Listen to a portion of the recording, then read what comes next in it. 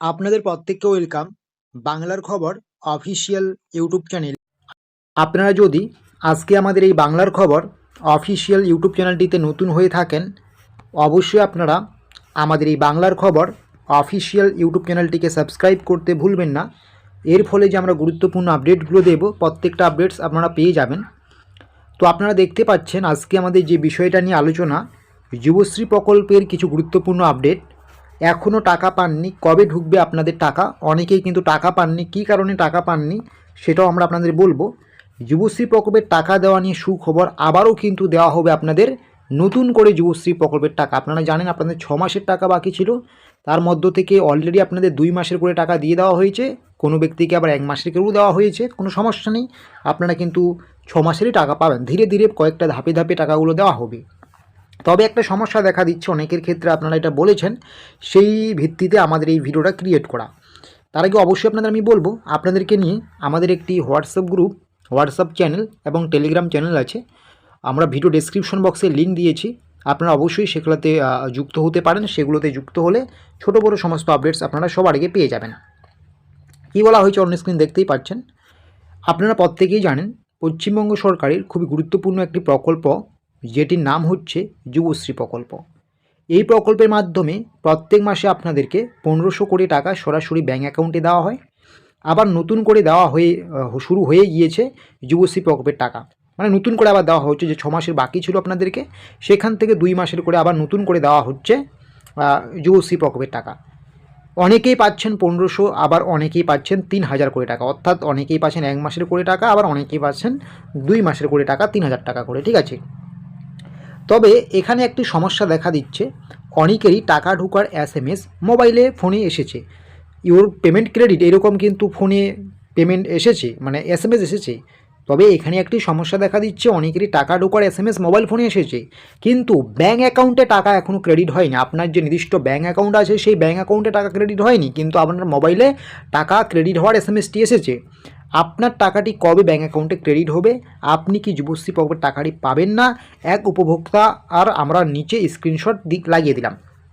এরকম অনেকেরই সমস্যা আছে। এক উপভোক্তা যার নাম সমীর উদ্দিন, আমাদের সাবস্ক্রাইবার। এবং আপনাদেরকে আমি একটা কথা বলবো যে আপনারা অবশ্যই আমাদের হোয়াটসঅ্যাপ গ্রুপটিতে জয়েন হন, ঠিক আছে। আমাদের হোয়াটসঅ্যাপ গ্রুপে জয়েন হয়ে যান, ভিডিও ডেসক্রিপশন বক্সে লিঙ্ক আছে।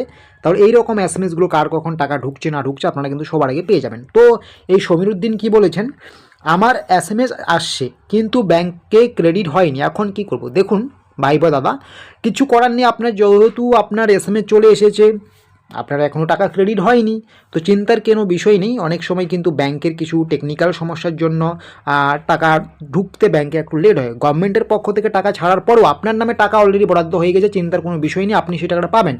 কিন্তু ব্যাংকের হয়তো কোনো টেকনিক্যাল ইস্যু বা বিভিন্ন জনীয় টেকনিক্যাল সমস্যাজনিত কারণে কিন্তু আপনার টাকাটা এখনও ক্রেডিট হয়নি। এই টাকাটা কিন্তু আপনি 110% অবশ্যই আপনার ব্যাঙ্ক অ্যাকাউন্টেই পাবেন।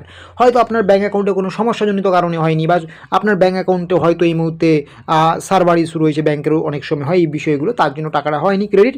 কিন্তু আপনি যদি আপনার এই SMSটি আজকে এসে থাকে, আপনি কালকেই দেখবেন টাকা পেয়ে যাবেন, না পেলেও 2-1 দিনের মধ্যে আপনি কিন্তু টাকা পেয়ে যাবেন, ঠিক আছে। তো সেটাই আমরা এখানে বলেছি। কি বলা হয়েছে, আপনাদের যদি কারো এরকম সমস্যা হয়ে থাকে, চিন্তার কিন্তু কোনো বিষয় নেই। সরকারের পক্ষ থেকে আপনাদের টাকা বরাদ্দ হয়ে গিয়েছে। এই SMSটি এসেছে মানে সরকারের পক্ষ থেকে আপনাদের টাকা বরাদ্দ হয়ে গিয়েছে, শুধু সময়ের অপেক্ষা, আপনার ব্যাঙ্ক অ্যাকাউন্টে টাকা ঢুকে যাবে। আপনার ব্যাংকের কিছু টেকনিক্যাল ইস্যুর জন্য টাকাটা ঢুকেনি। তাহলে কথা হলো, কেন এখনও টাকাটা ঢুকছে না? এটা অনেক সময় ব্যাংকের সমস্যাজনিত কারণে এরকম হয়ে থাকে। টেকনিক্যাল ইস্যু হতেই পারে, বিভিন্ন রকম সমস্যাজনিত কারণে কিন্তু এরকম হয়। আগেও এরকম হয়েছে, অনেকেরই হয়েছে, অনেক উপভোক্তারই আগেও এরকম হয়েছে।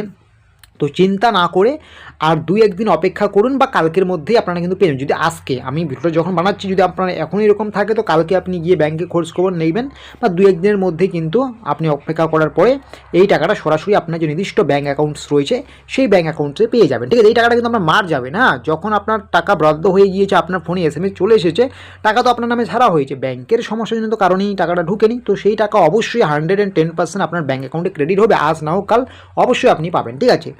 তো এরকম অনেক ছোটো বড়ো আপডেট আপডেটসগুলো পাওয়ার জন্য অবশ্যই আপনারা আমাদের এই বাংলার খবর অফিসিয়াল ইউটিউব চ্যানেলটিকে সাবস্ক্রাইব করতে ভুলবেন না।